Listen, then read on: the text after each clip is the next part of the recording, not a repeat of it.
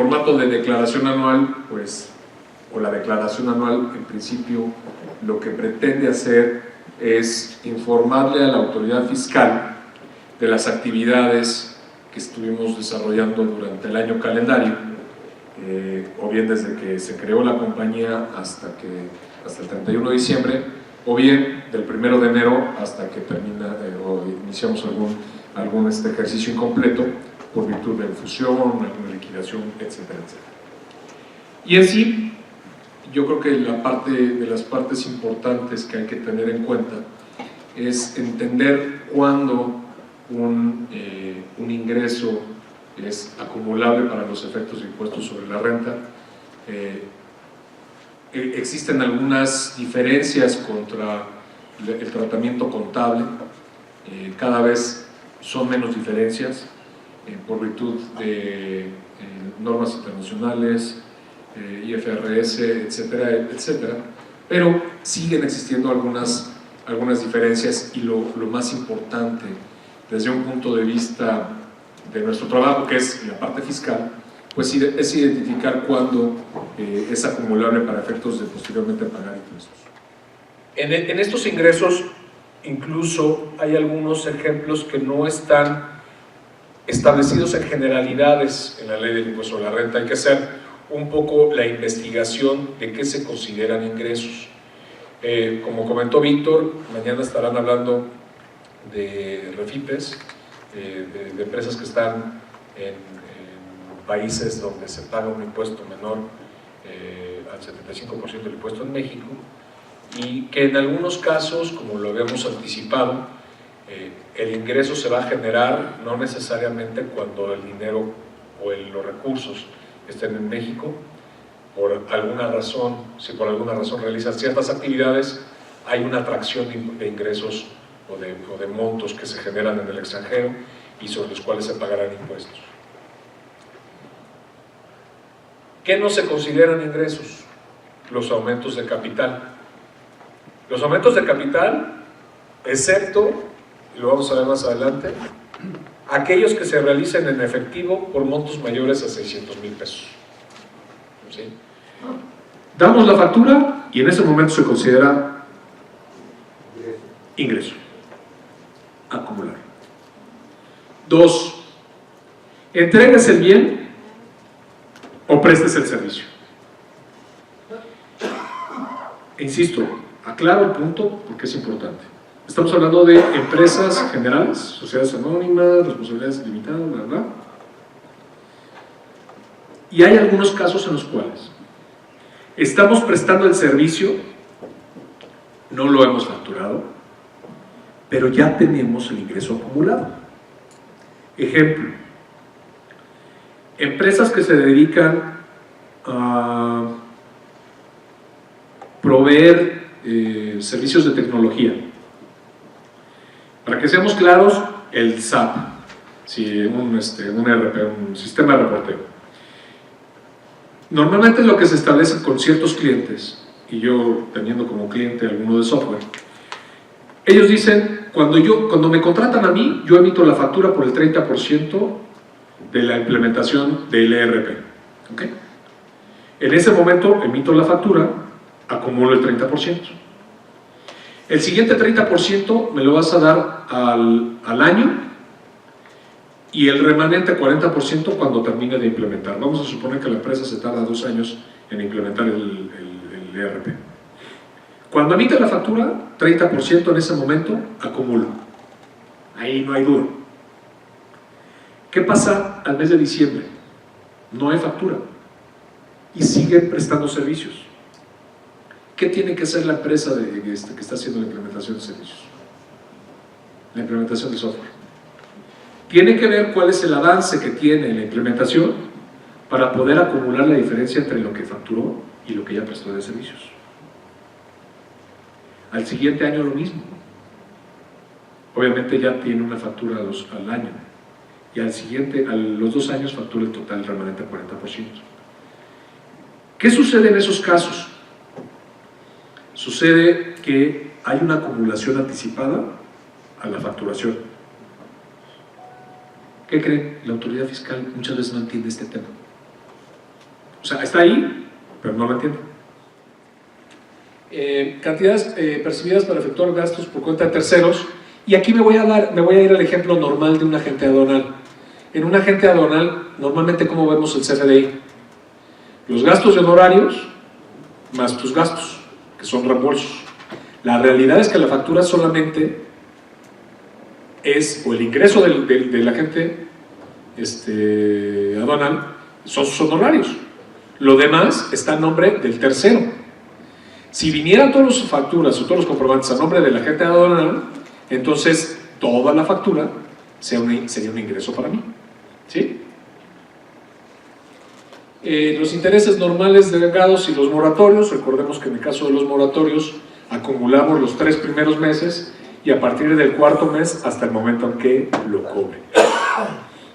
El ajuste anual por inflación acumulable, que son aquellos en los cuales por virtud de la inflación estoy teniendo un ingreso adicional. Cuando en una empresa existen inventarios que ya fueron reservados por obsoletos o de lento movimiento, sí, pero que son tan antiguos, sí, que ya no cuentas con la documentación cuando los compraste, y que ahorita la empresa le presenta un aviso al SAT para destruirlos, ¿sí? Sí. Y va a llevar a cabo en una semana, en 2 semanas, esa destrucción. Sí. ¿Qué es lo que se debe de hacer tanto en materia de renta como en materia de IVA? No tienes la documentación para soportar eso y decir, oye, ya los destruí, los voy a deducir, ¿no? Y en materia de IVA, pues en estricto sentido, habría que decir, ¿se paga el IVA o no? Yo creo que aquí en este caso en específico, sí son existentes. Cuando yo hablo de inexistentes, y es un caso, voy a poner un caso muy hipotético, si yo había comprado 10 lápices y cuando hago mi inventario solamente hay 8, si no tenemos razón de que, vaya, no documentaste que haya existido un robo, no existen, la misma ley te está estimando que pues lo vendiste, ¿no? Esa es la asunción que hace la ley. En este caso en específico, pues esos 2 lápices a lo mejor ya están lastimados, ya no pintan.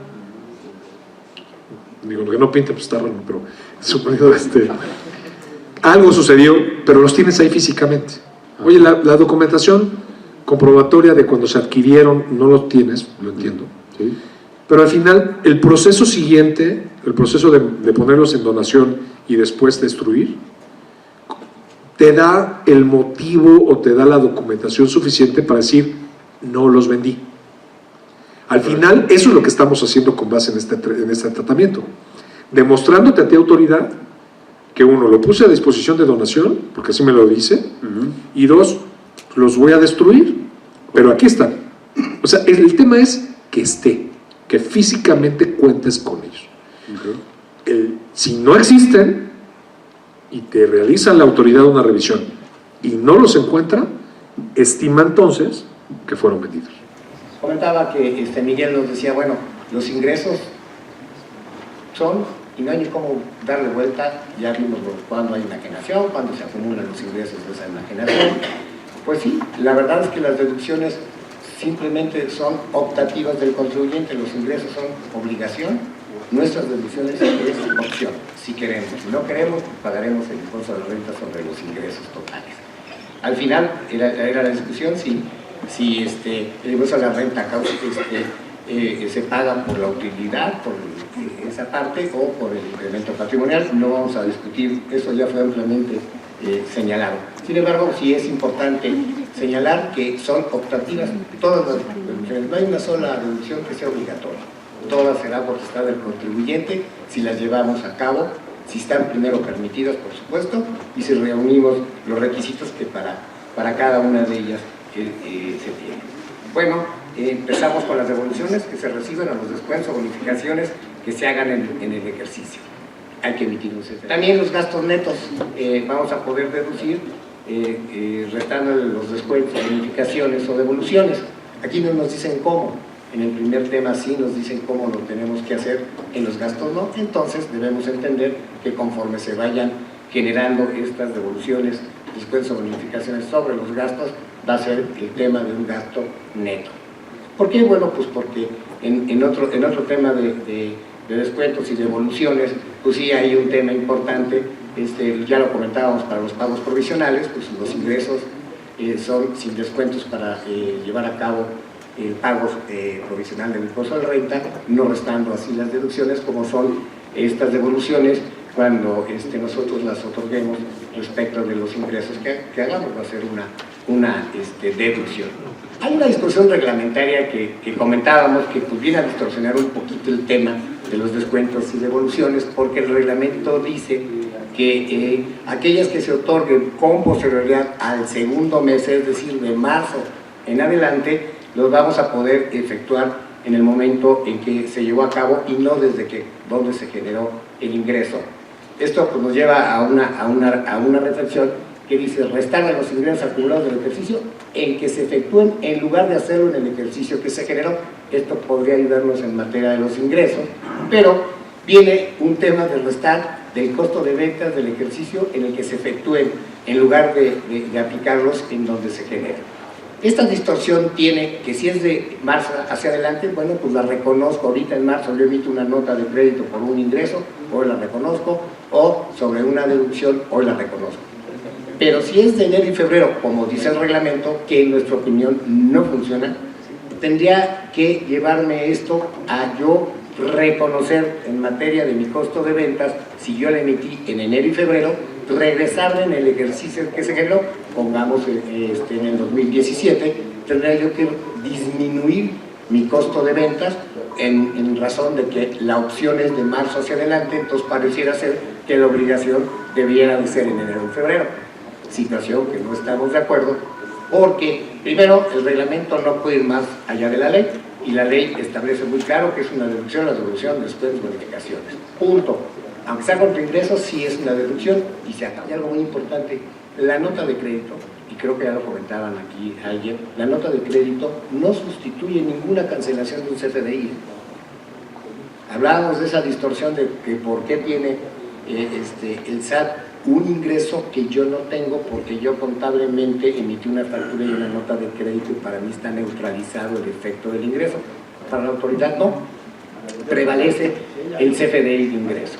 Entonces, nada más aplica para las devoluciones, descuentos y bonificaciones para efectos de deducibilidad y también para utilizarse o corregir, restar un comprobante de ingresos. Nada más. La nota de crédito única y exclusivamente es para denotar un descuento, bonificación o rebaja. Jamás va a cancelar un CFDI de ingresos.